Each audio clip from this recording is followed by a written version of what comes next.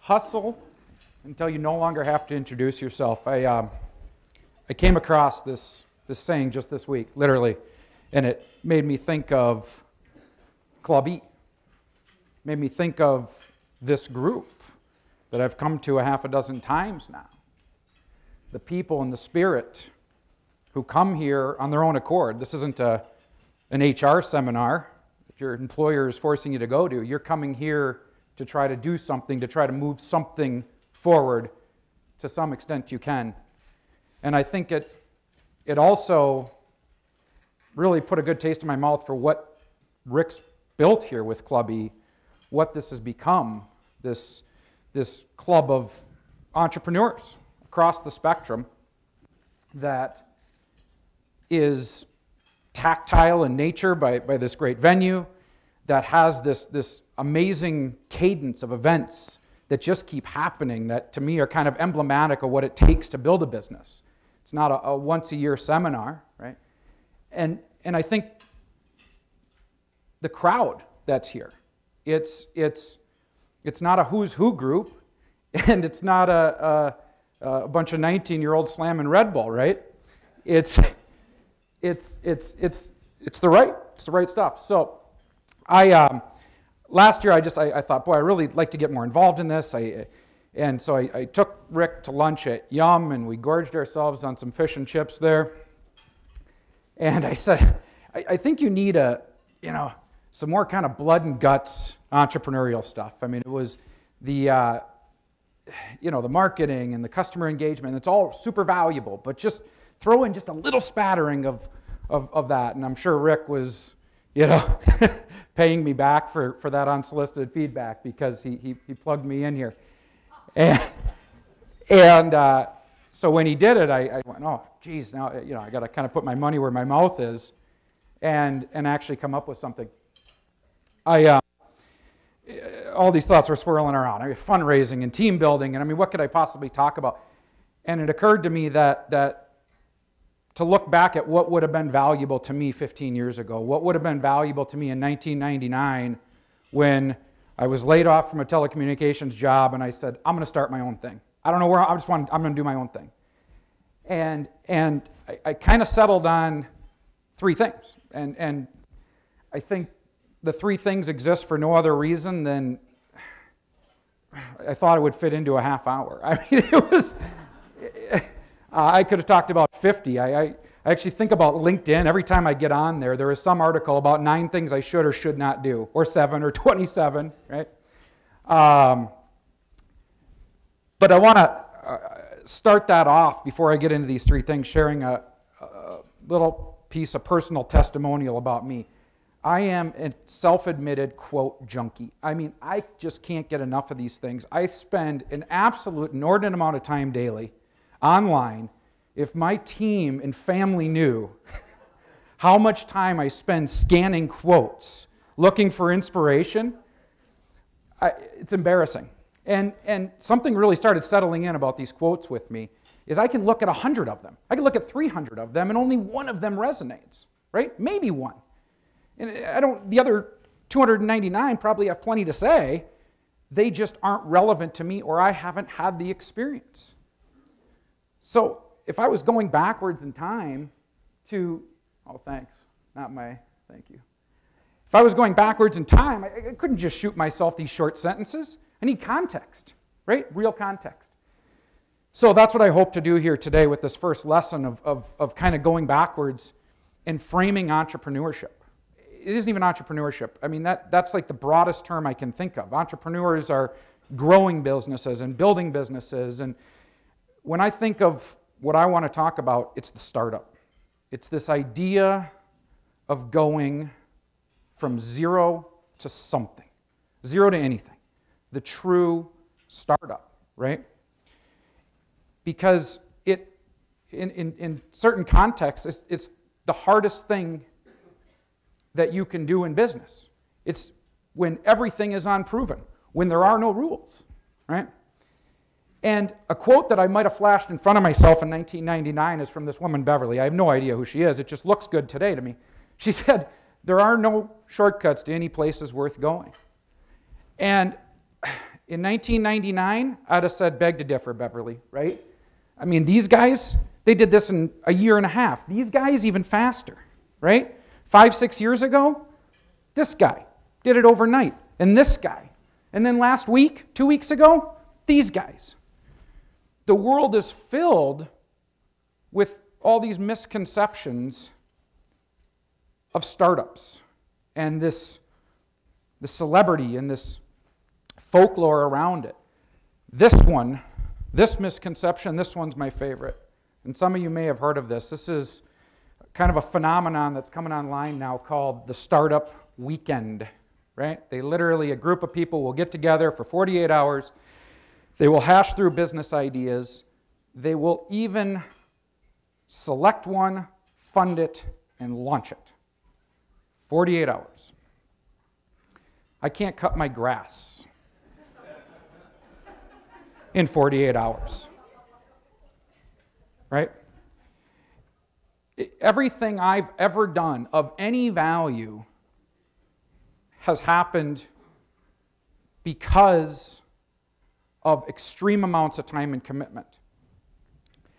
And, I think about the one guy who gets funded, right? And it's great for him. I mean, he's on a roller coaster, but the rest of the crew, what happens to him?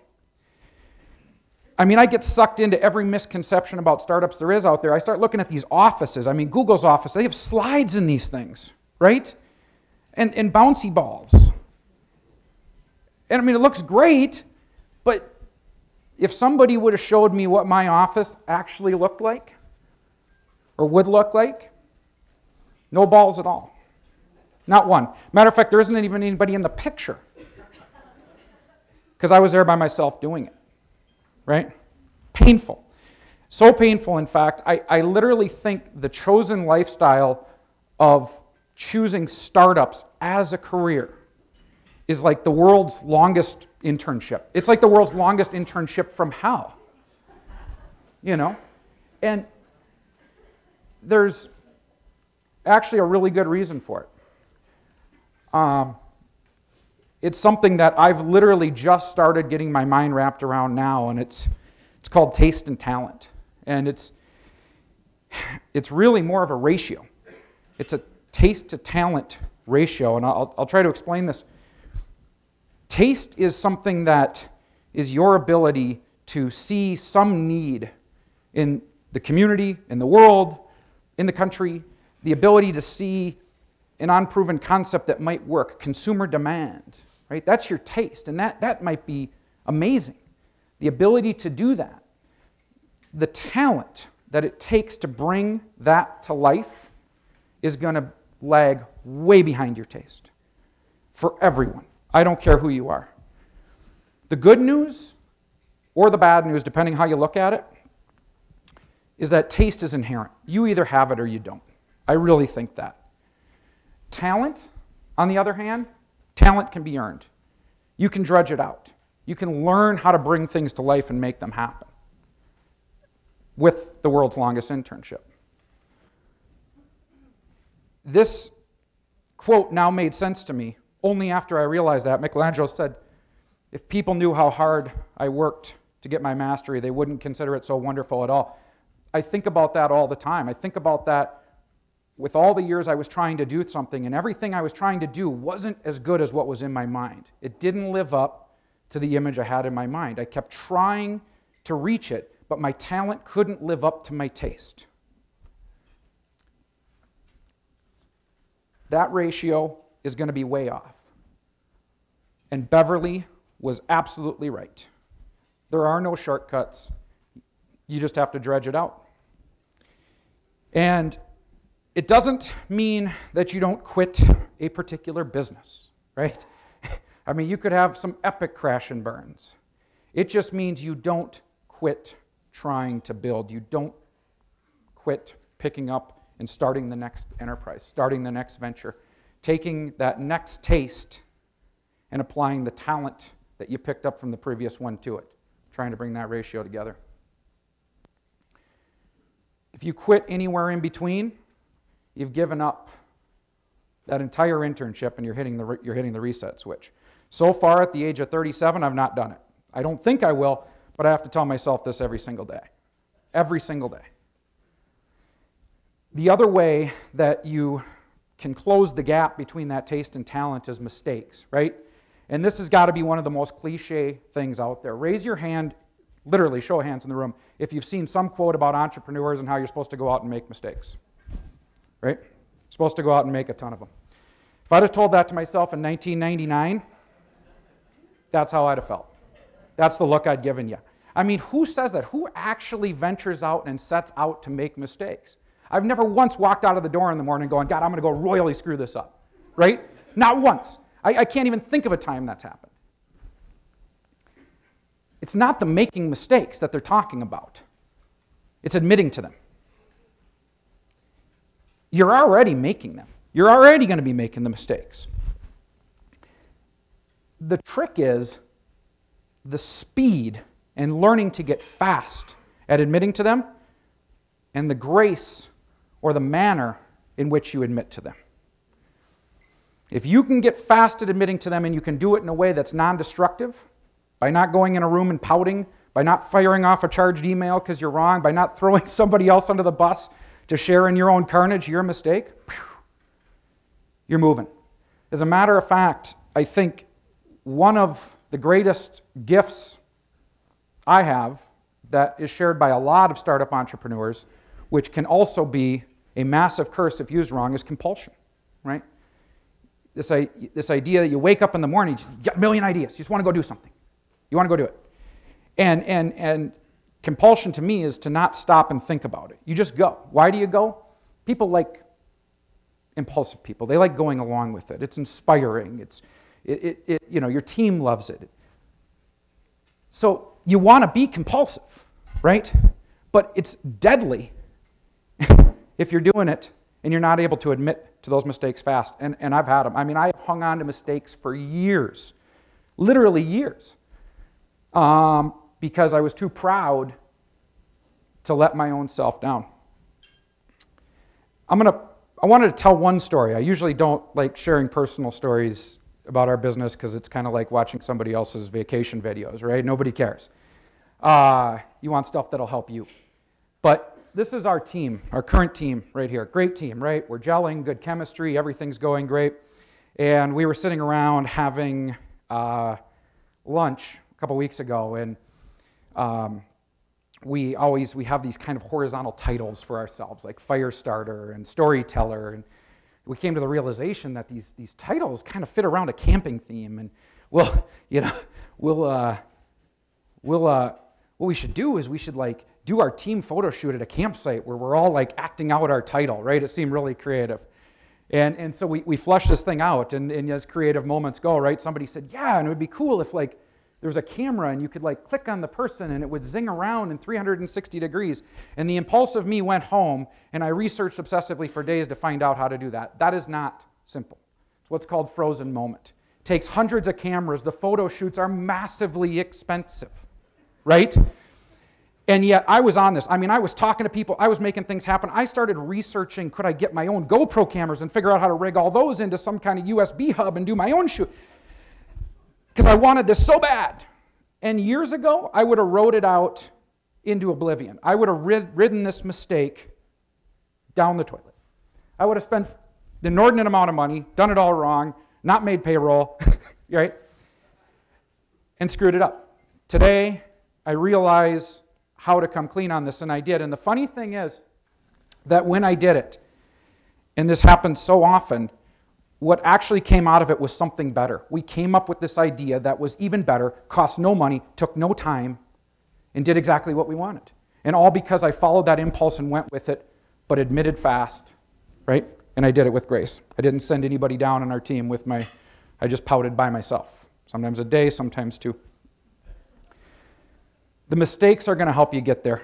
Learning to make them with the work is going to help you even out that taste to talent ratio, but it's not everything. There is one more piece of this that I'm now just starting to get my mind wrapped around, and that's this idea of where admission comes from, where the admission to your mistakes comes from. And of course, you know, people tell you you're wrong, great. You go and read some quantitative thing online that invalidates your own theory, great. But that's not really it, right? it's more of a feeling that comes from underneath. And it's intuition. And this is a broad one, the most powerful one. And I'm not even going to go into any kind of metaphysical layer and throw anybody on a tailspin for the door here. Because I don't even know how that works. But what I'm starting to understand is that there's something to this. 1999, this quote would be nowhere near my eyeballs, right? I wouldn't even know what they're remotely talking about. Instinct, I thought about animals. But here's what I want everyone to consider, because this is how I'm talking myself into it, and maybe that's all I'm doing here. The world you live in, the world that your business exists in and what you're trying to do, making payroll, hiring people, getting customers, right? Getting a piece of technology to work, keeping somebody happy, finding investors. That entire world is everything that's visible to you. You can taste, touch, and feel it. Yet, your entire life of experience is sitting in this massive cloud drive, right, under the surface. It's sitting there.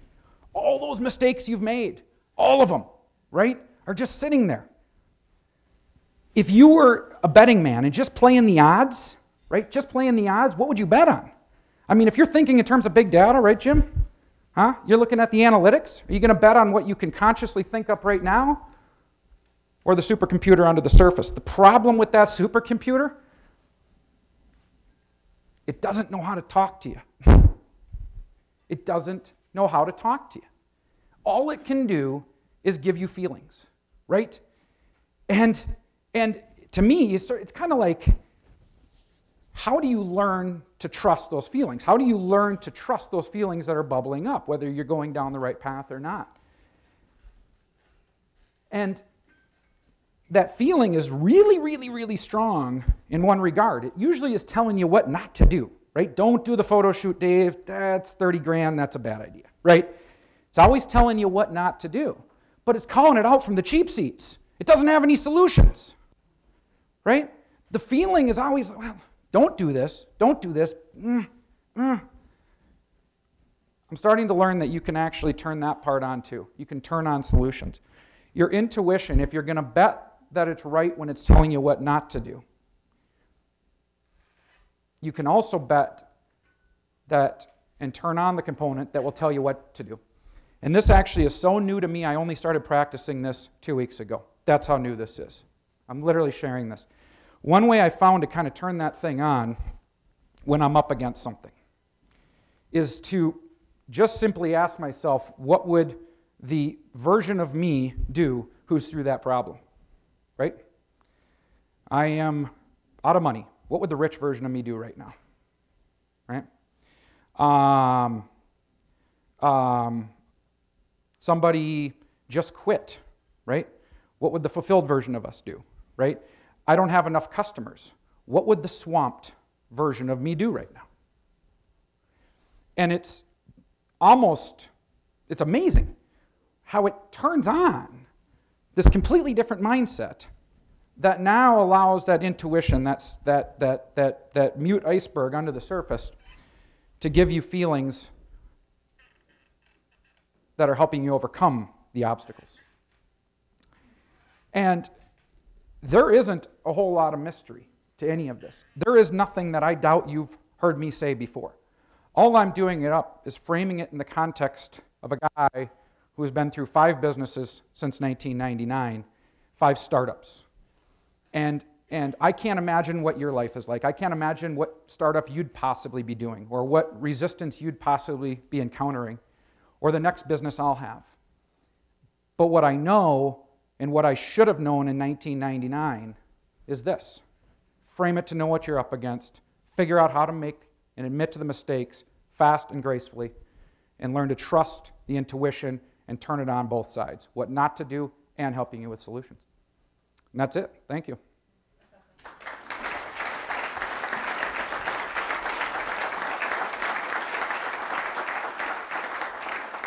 So, Rick, 10 minutes Q&A?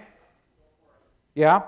So Rick said that if this went fast, because I had no idea how quick this was going to go, I flung it together the last couple days. We could have been here till 5. Do you guys want to do questions? Anyone? Okay, first one gets a shot of beer.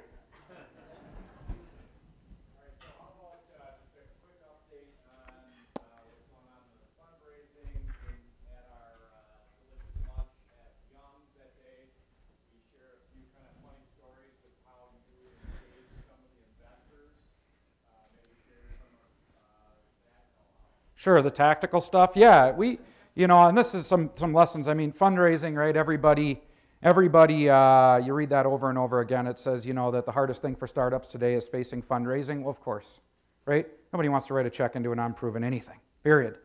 People want to buy short and sell long, right? So a couple things I've learned on the fundraising stump and what I've been through is, number one, get back to that 40-year-old intern. It's time. It is just time and pressure. It is going to take an immense amount of time. It took us almost 18 months to raise a seed capital round, and that was full-time with the team. And the only way we did it wasn't just out there shaking hands. That's part of it. The hustle's part of it, but you got to have something worthy of their attention, right? And producing something worth getting the attention of an investor is a massive undertaking. You're in a big field of a lot of people shipping for capital, and shopping for it. And so what I found was, number one, that it's time and pressure, and number two, forget the kind of the asset classes, private equity versus venture capital versus angel groups. I think W. Clement Stone once said, tell everybody what you're doing and somebody will want to help you do it. And that's what I think of in fundraising. Just get out there. Just ask, tell everybody what you're doing, and eventually somebody will, as a matter of time, say, I'll help you do that. So we had that, fortune strike us after 18 months, and somebody came in and said, oh, this is pretty amazing what you're doing, and we'll get behind it, and we're off to the races, and that's great. And that'll survive us on a high until the next note, and when we'll be back on the stump doing the same thing again, trying to get to another plateau.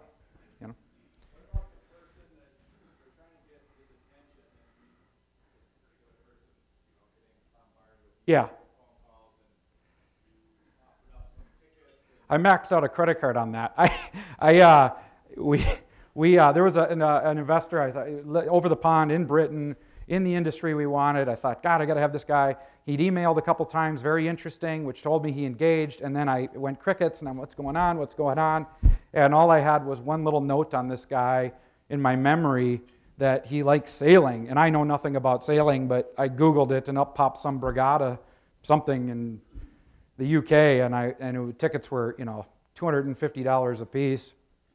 And I was like, all right, well, I'm just going to buy him. I'm going to send him to him. I mean, it's a whim. At the end of the day, he still didn't invest, but he got back on the radar. He communicated. And not only did he communicate, but he said, stay with us. This just isn't our stage, but we like what you're doing. We like the moxie. And it's a relationship that's now sitting there for the next plateau, should we get it,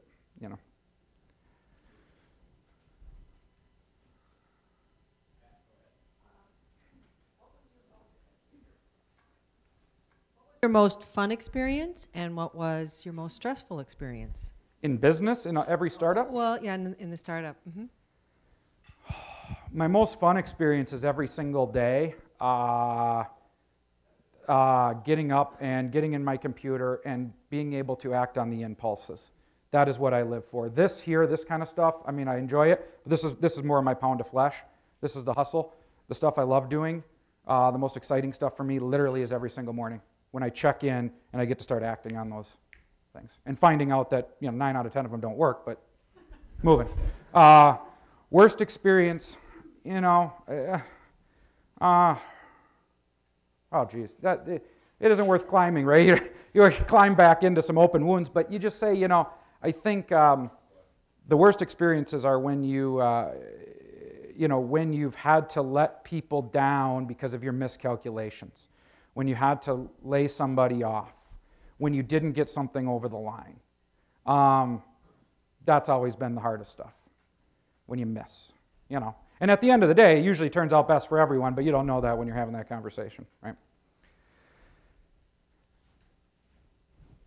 I was going to ask, how do you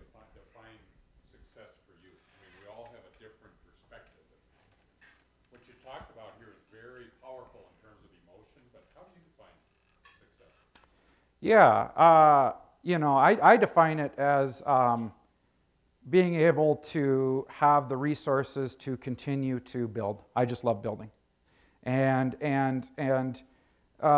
it's an interesting thing because if you have too much cushion, you tend to take a little too much time off. If the cushion's running lower, you seem to turn on the afterburners and go harder. So I would say I would define success as something that's just perpetual for me. I don't have an end game in mind. I just want to keep building. And as long as I can keep doing that, then I'm successful.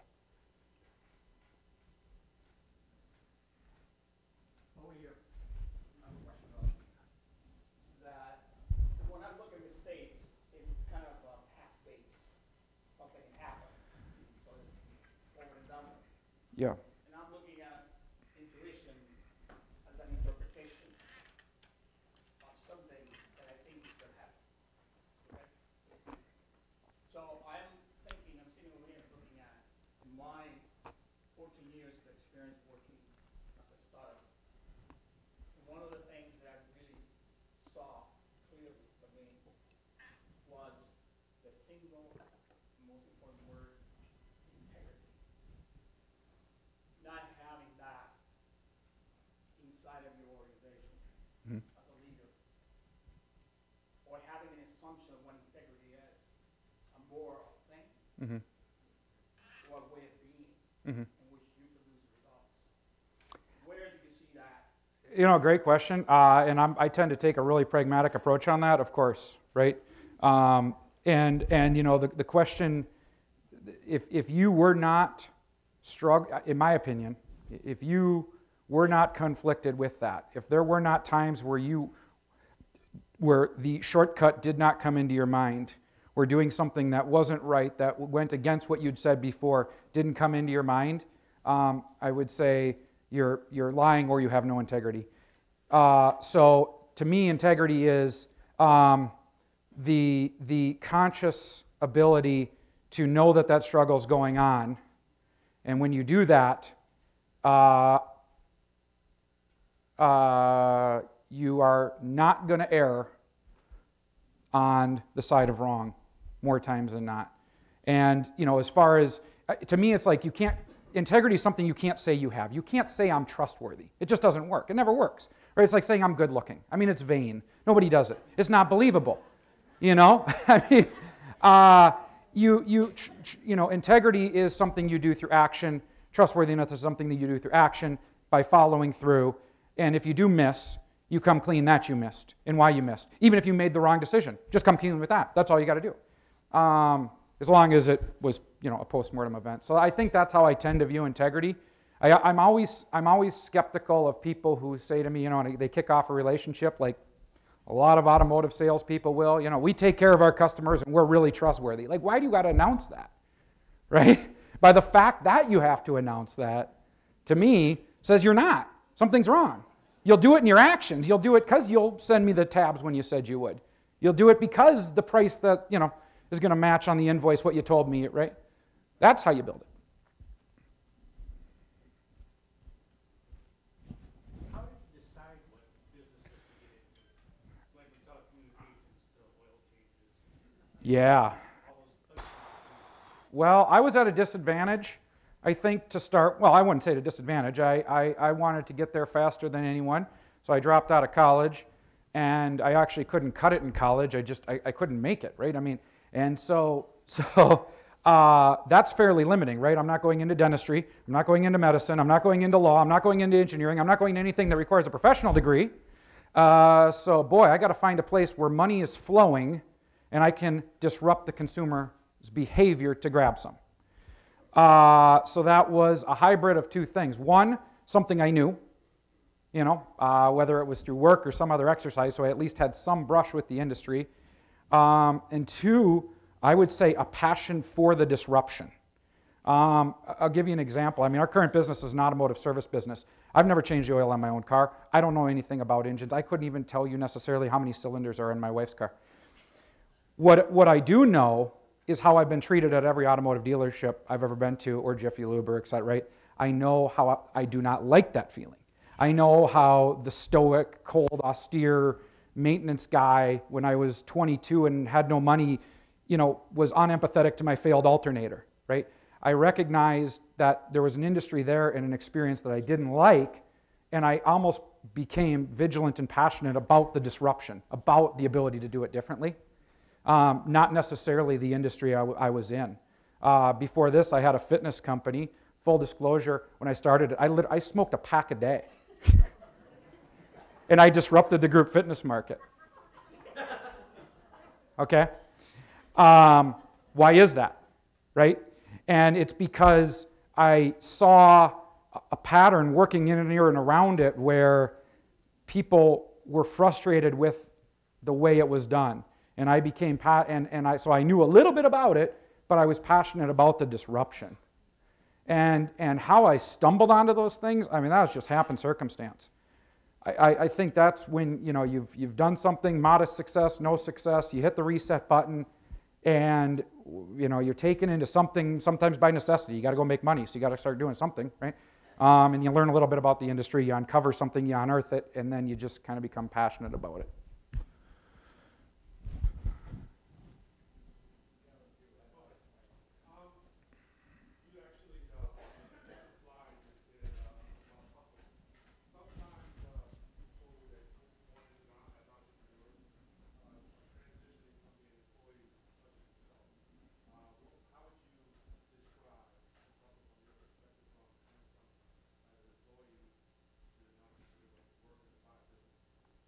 My Uncle Ken.